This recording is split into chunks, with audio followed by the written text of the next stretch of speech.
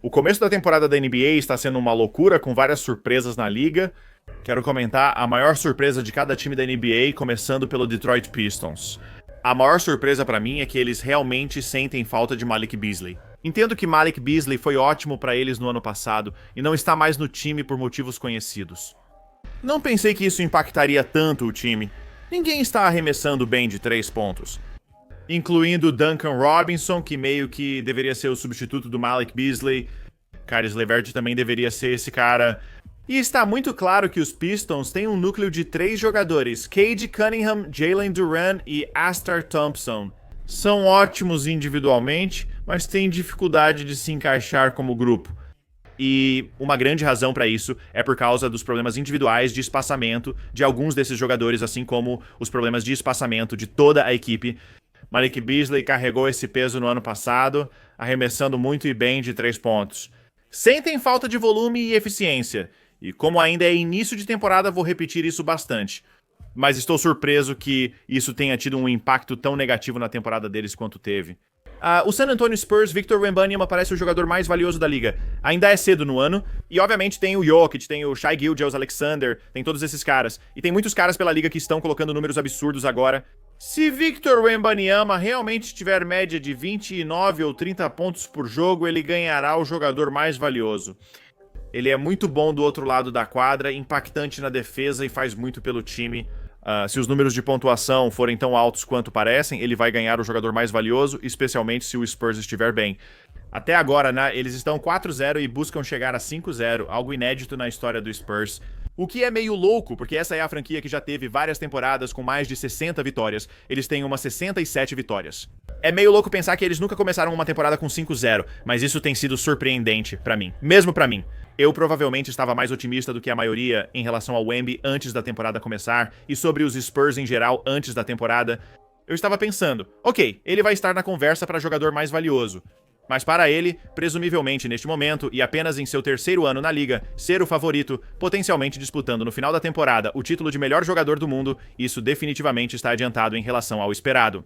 Ainda é cedo e não há garantia de que isso vai acontecer, mas é onde estamos o que surpreende. Charlotte Hornets, tema para alguns times. Eles são divertidos. Vários times na liga também são, e o Hornets se destaca, principalmente por conta dos novatos. Sim, Lonella tem jogado muito. Infelizmente, Brandon Miller se machucou de novo. Gostaria de ver esse time com todos saudáveis. Ou o LaMelo ou o Brandon Miller estão sempre machucados, mas os novatos também têm jogado muito bem. Conca Nipple, Conk Brenner e Zion James têm jogado muito bem, assim como a profundidade e as várias peças em Charlotte. Me surpreendo como sempre quero ver os jogos dos Hornets e penso, eles são bons aqui, mas claro, não são bons na defesa. Mas eles têm mais opções no garrafão do que eu imaginava, o Houston Rockets. Minha maior surpresa com eles é que o ataque está à frente da defesa neste momento. Eles pontuam muito e dominam os rebotes ofensivos. Do jeito que você esperaria deles, considerando o tamanho deles, considerando o fato de que eles estão jogando com 2 pivôs no garrafão, muitas vezes, com Sengun e Stephen Adams. Os números de eficiência no ataque já indicavam bons pontos por posse, como você esperava. Coisas assim, porque eles estão conseguindo tantas finalizações perto da cesta. Eles vão liderar a liga em rebotes ofensivos. Mas a defesa, ela não tem sido ruim. Pelo tamanho e jogadores que usam, eu esperava a defesa melhor deles. É uma amostra pequena, mas para um time que eu esperava no extremo oposto, tem sido um pouco surpreendente. Obviamente, eles estão tentando resolver a questão dos armadores. Estão tentando descobrir o que fazer com o Reed Sheppard porque precisam do arremesso dele. Mas quando ele está em quadra, ele vai ter dificuldades para marcar. Será que eles precisam misturar uma defesa por zona? Eles vão acabar resolvendo algumas coisas? Tem sido um começo de temporada um pouco lento, mas essa é definitivamente a minha principal conclusão. Para eles, na verdade, estão um pouco mais avançados ofensivamente do que eu esperava. O Orlando Magic, Paulo Bencaro tem jogado mal, ele simplesmente tem jogado mal. Sou fã do Paulo e gosto muito dele como jogador. Mesmo com algumas das ineficiências no jogo dele, mesmo com alguns dos problemas que ele tem com o arremesso de média distância, acredito que ele pode ser um dos 10 melhores da liga no auge. Acho que é isso que Paulo pode ser, e pra mim ele já é muito bom. Mas ele iniciou mal a temporada, perde a bola e erra todos os arremessos de média distância. E no geral, o Magic parece desorganizado, né? Desmond Bane não está jogando particularmente bem no momento. Ele não arremessa bem após receber a bola, nem nas de 3. Franz Wagner participa pouco no ataque. Isso se deve em parte às dificuldades do Paolo, que está tentando fazer seu jogo funcionar. No geral, Orlando tem decepcionado no início da temporada. Eles começaram o ano com uma vitória contra o Miami e desde então não venceram mais ninguém. E não é como se a competição fosse difícil. Eles jogam contra times que deveriam vencer. Na Conferência Leste enfraquecida, muitos esperavam que o time tivesse mais de 50 vitórias. Isso é preocupante porque essa era a temporada de Orlando, como a diretoria afirmou publicamente. Estamos tentando buscar algo a mais aqui, estamos tentando dar um passo à frente. É por isso que trocamos pelo Desmond Bane. Vemos esse time com potencial para se tornar um dos melhores da conferência. E isso não vai acontecer se Paolo não começar a jogar melhor, se ele não parar de perder a bola, se ele não movimentar mais a bola, se ele não começar a acertar alguns arremessos de média distância. No momento, parece um pouco que Paolo Banchero é um buraco negro. E isso definitivamente não é o que você quer em Orlando. Acho que isso vai mudar, mas me surpreende ter sido tão ruim no início do ano. O Portland Trail Blazers. Me surpreende a confiança deles no Shaedon Sharpe, que foi titular em todos os jogos deste ano. Acho que é porque o Scoot Henderson está machucado. Então eles precisam de um pouco de ataque, de alguém que crie jogadas com a bola, que em teoria o Shaedon Sharpe pode oferecer. Ele é aquele tipo de jogador que você assiste e acha bom, com alguns bons momentos. No fim do jogo, ele fez 12 pontos, acertando 4 de 15 arremessos e 1 de 6 em 3 pontos. E aí você percebe, ok, na verdade ele não jogou tão bem assim. Ele está com aproveitamento de 30 e poucos por cento nos arremessos de quadra. Estou surpreso que, mesmo com Jeremy Grant jogando tão bem vindo do banco, continuam insistindo nele. Talvez eles só não queiram mexer em mais nada. Considerando como o começo do ano foi estranho, com John C. Phillips, o técnico principal do time, literalmente sendo preso. E eu entendo querer dar um pouco mais de liberdade para um cara que ainda é tão jovem. Do jeito que Shaedon Sharpe está, especialmente, como eu disse, com um dos outros possíveis pilares do time, Scoot Henderson, não estando saudável.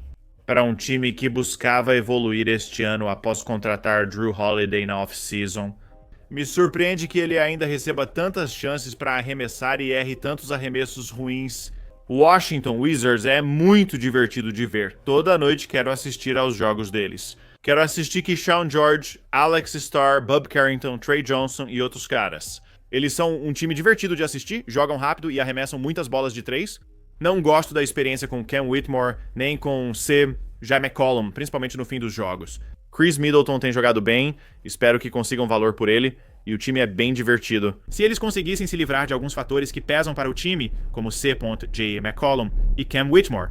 Mas eu não me divertia tanto assistindo aos jogos dos Wizards há pelo menos 5 anos. Talvez eles sejam realmente um time divertido e empolgante. Eles podem ganhar 20 ou 25 jogos este ano, mas estou surpreso com minha animação para vê-los jogar toda noite. O Utah Jazz me surpreende com o volume de arremessos de 3 pontos do Lauri Markkanen. Ele sempre foi alguém que arremessa muitas bolas de 3. No ano passado, ele arremessou mais de 8 por jogo. Até o momento desta gravação, ele está tentando 11 arremessos de 3 por jogo.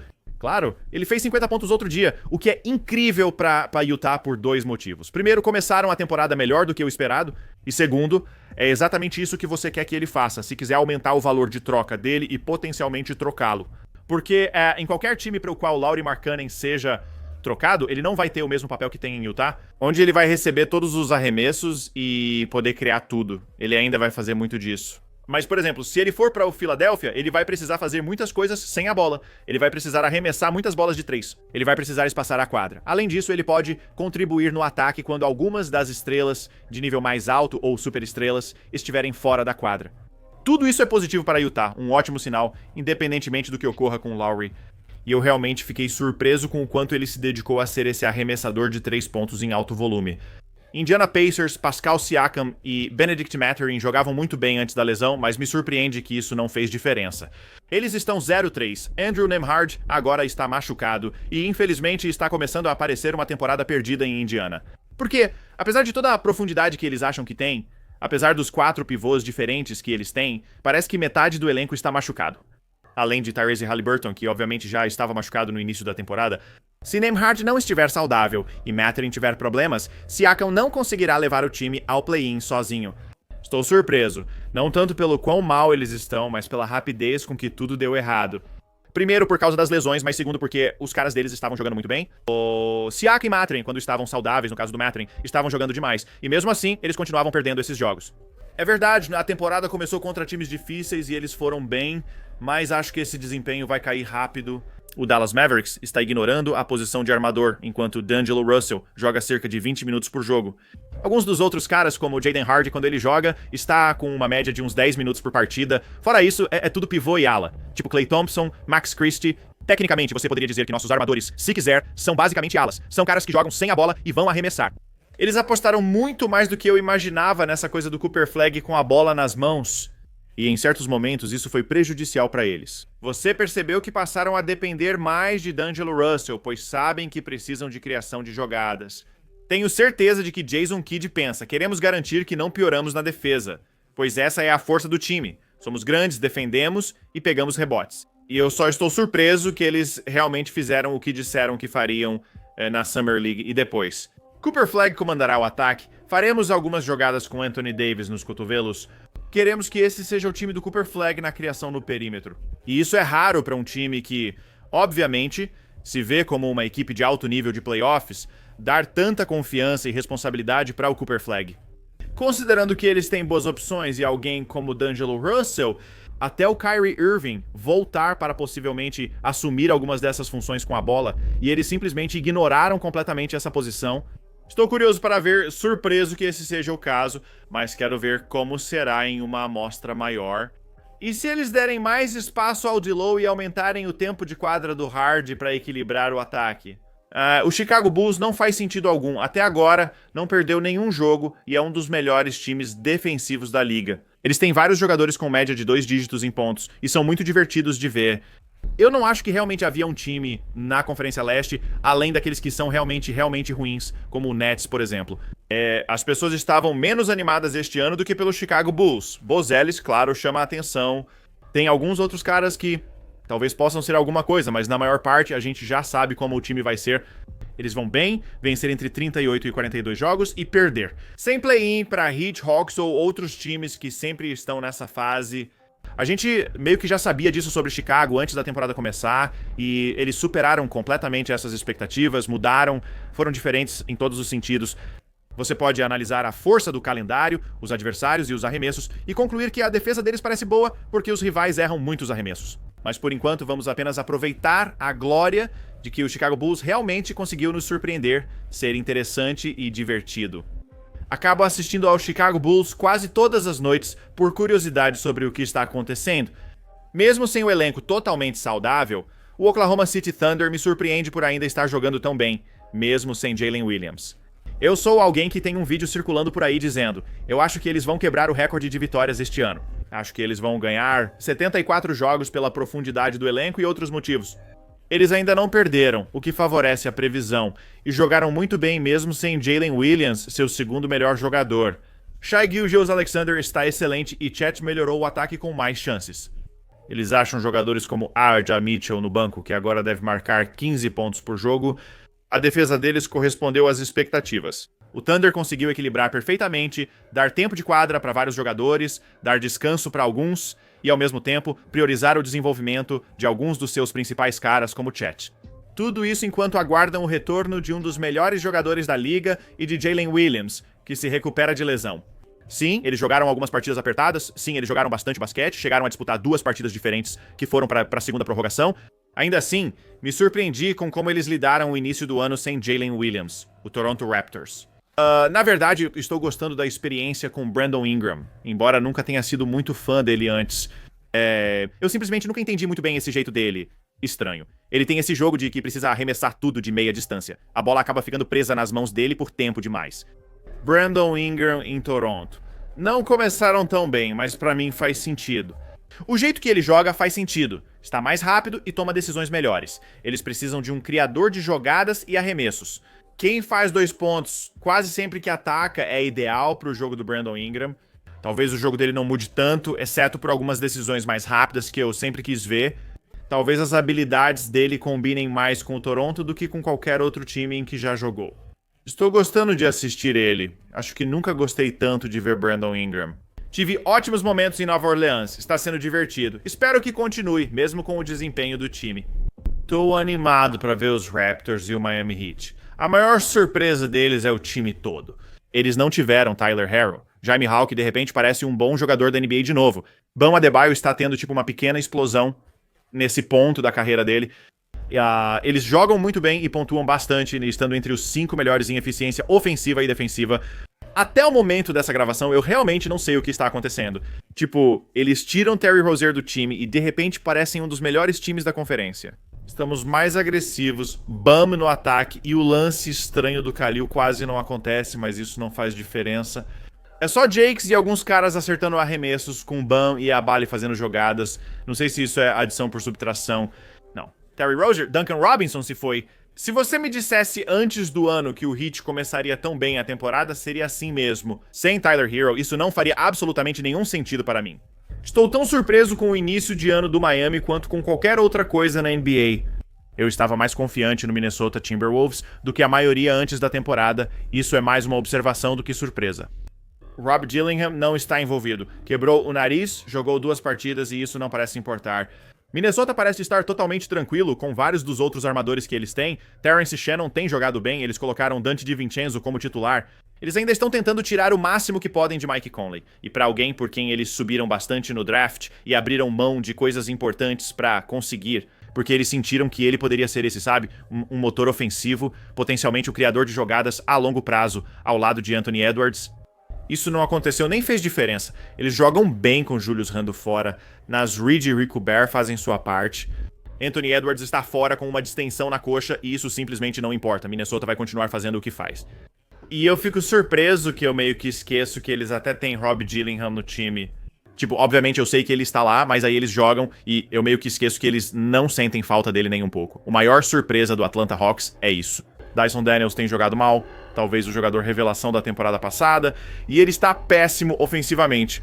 A defesa dele é incrível, engraçado que deve entrar em um time defensivo da temporada se jogar bastante este ano, mas essa versão do Dyson Daniels será para definição de só defesa, já que ele não faz nada no ataque. Ele está com medo de arremessar de 3, não tem volume nenhum, e está errando basicamente todos os arremessos que tenta perto da cesta. E isso está começando a impactar o quanto o time quer colocá-lo para jogar. Os minutos dele caíram para menos de 30 por jogo e tudo parece ruim, servindo como um lembrete de ano passado tivemos uma temporada em que Dyson Daniels foi útil no ataque, tudo que ele fez na defesa foi recompensado, né? O que é incrível.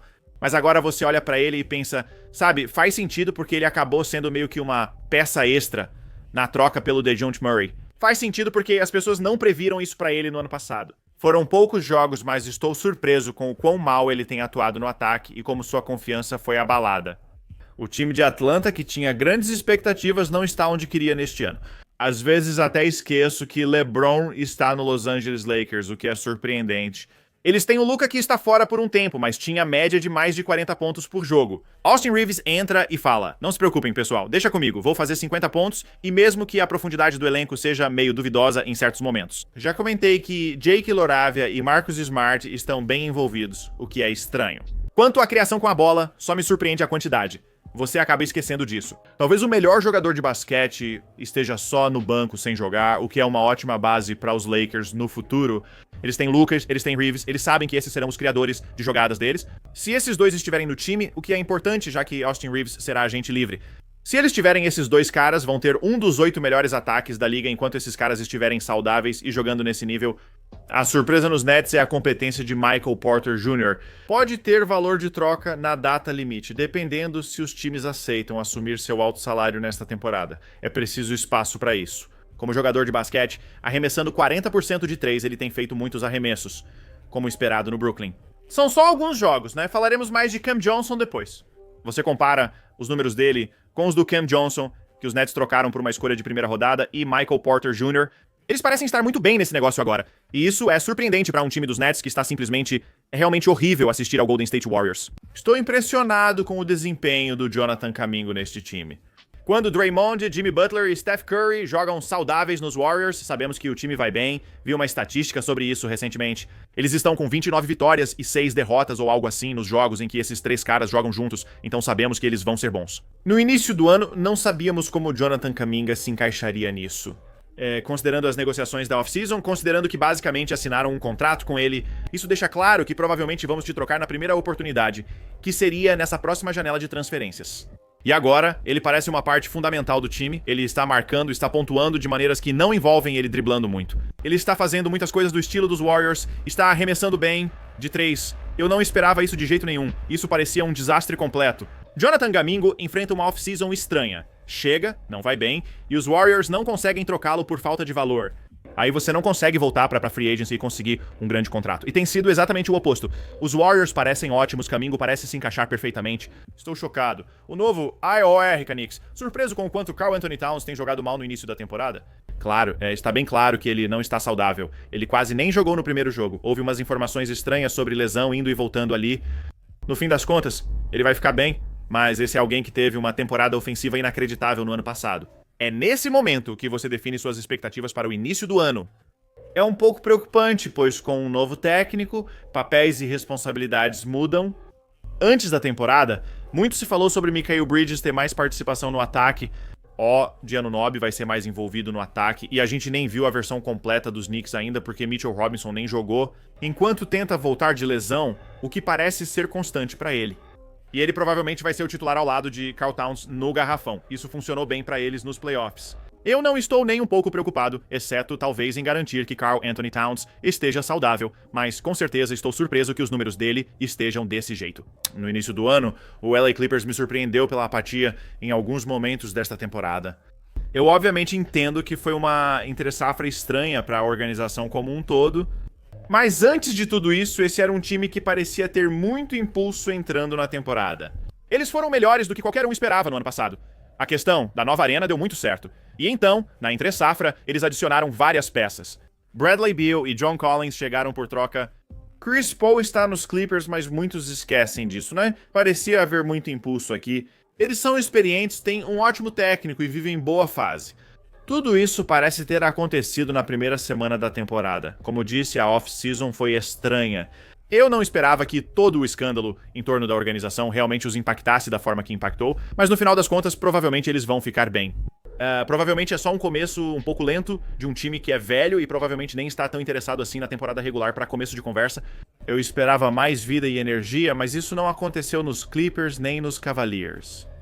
Tô bastante surpreso com o quão bem eles estão jogando, mesmo sem Darius Garland, que está voltando de lesão. Sabemos que os principais jogadores deles são Jarrett Allen, Evan Mobley, Donovan Mitchell e Darius Garland, mas Sam Merrill está acertando muitos arremessos. Eles têm mais alguns caras no perímetro que também estão se destacando. E meio que, como alguns dos outros times que mencionamos, às vezes eu até esqueço que Darius Garland está no time, porque Mitchell é tão bom em criar jogadas sozinho. Isso faz pensar, não digo que vai acontecer, mas faz refletir, como o time ficaria se trocassem Darius Garland por motivos financeiros, trazendo alguém com melhor defesa para jogar com Mitchell. Eles precisam de mais criação junto ao Donovan Mitchell, ou só de ritmo e espaçamento com Mitchell no fim dos jogos? É suficiente para eles no ataque a ponto de poderem adicionar outras peças no lado defensivo da quadra? Porque a gente vê isso ano após ano nos playoffs. Garland se machuca ou os times atacam ele na defesa, pois ele e Mitchell não funcionam juntos defensivamente, já que nenhum marca bem. Muito bem, embora eu ache que Mitchell poderia, o que potencialmente resolveria esse problema. Mas Garland é estranho porque os Cavs estão jogando bem. Você pensa que o clima estaria bom. É bom que você jogue bem mesmo sem um dos melhores jogadores, mas isso confunde um pouco. Um pouco sobre como eles poderiam ser sem Darius Garland no elenco em geral, e não apenas machucado. Os Phoenix Suns me surpreende que o dono achou que funcionariam. Houve uma troca de mensagens online. Estamos falando de uma cultura diferente, vamos defender. As coisas vão ser diferentes. Basicamente dizendo, tiramos Kevin Arant daqui. Agora tudo vai melhorar. Não, vocês não vão. Vocês vão ser ruins. Agora, eles não têm estado saudáveis. Jalen Green ficou fora por um tempo, mas eles vão ser ruins. Essa é uma conferência oeste muito forte. Eles não conseguem marcar ninguém.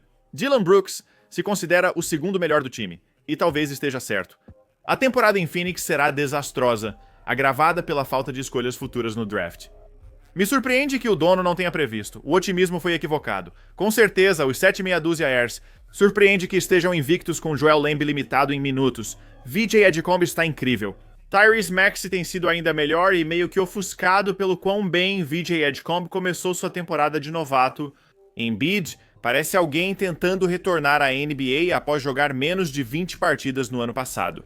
Ele arremessa várias bolas de 3 e joga entre 20 e 23 minutos por noite. Você pensaria que isso prejudicaria muito os Sixers, mas não aconteceu. A concorrência não tem sido das melhores, mas esse era um time. As pessoas tinham dúvidas sobre eles no leste este ano, mas agora estão invictos e liderando a conferência. Ninguém sabe se isso vai continuar, mas é um começo empolgante de temporada na Filadélfia. O Sacramento Kings não me surpreende. Já sabíamos que eles seriam ruins. Fiquei surpreso quando escalaram Westbrook, DeRozan, Levine, Truder e Sabonis como titulares. Isso me surpreendeu. É só isso que tenho. O Boston Celtics está pior do que pensei. Já sabíamos que teriam problemas no garrafão. A gente já sabia que eles iam ter dificuldade nos rebotes, mas era o que a gente esperava que fosse acontecer. Era que eles conseguiriam superar isso com os arremessos de 3 pontos. E sim, a ausência de Jason Tatum, Drew Holiday e Christopher Porzingis seria um grande problema. Mas eles ainda têm Jaylen Brown, ainda têm Derek White. Eles trouxeram Anthony Simons, que teve bons momentos, mas Brown e White não se saíram bem. Derek White, especialmente, tem tido muita dificuldade para acertar os arremessos. E se os Celtics não estiverem acertando entre 17 e 20 bolas de 3 por noite, considerando o volume total deles? Eles terão dificuldade para vencer, pois serão dominados nos rebotes. Eles não vão ser bons no final dos jogos porque não tem um cara decisivo para entregar a bola o tempo todo. E eles estão tendo muita dificuldade para criar boas oportunidades de arremesso. Então, mesmo que eles tentem vários arremessos de 3, não são bons arremessos, e por isso eles não estão acertando muitos deles. Eu acho que ao longo da temporada as coisas vão se equilibrar. Não acho que eles vão ganhar, tipo, 20 jogos ou algo assim este ano. Esse foi um dos motivos de eu estar tão preocupado com eles desde o início do ano. Porque eu acho que as pessoas realmente subestimaram o quanto o garrafão seria ruim sem o Kristaps Porzingis e sem o Tatum. Assim como o Josh, Luka Garza e Minot participam bastante. E mesmo que alguém como Keita Boucher, esses caras possam ser úteis, eles não vão fazer uma grande diferença pra você, ofensivamente. E defensivamente, eles realmente têm tido dificuldades. Não só pra marcar, mas também para finalizar as posses com um rebote. Às vezes é simples assim, superar a ausência de Holiday, Porzingis e Tatum pode ser difícil demais. Acho que é isso que vemos agora com Boston e os Memphis Grizzlies. Só tenho uma coisa pra falar aqui, e é sobre Cedric Howard, o novato, que eu acho, até o momento desta gravação, está com 70% de aproveitamento nos arremessos.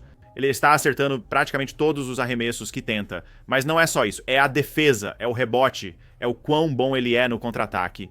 E o fato é que os Grizzlies passaram meia década procurando esse ala que conecta o time, procurando o cara que consegue defender e arremessar, procurando o cara que consegue juntar as peças. Entre Ja Morant e Jaren Jackson, eles tiveram Desmond Bane por um tempo, eles seguiram em frente sem ele e imediatamente trouxeram Cedric Howard, que entra exatamente no papel que eles achavam que Mikal Bridges poderia ter pra eles quando tentaram trocar 4 escolhas de primeira rodada por ele, ou o que achavam que o OG Anunoby poderia ser quando tentaram trocar um monte de coisas por ele.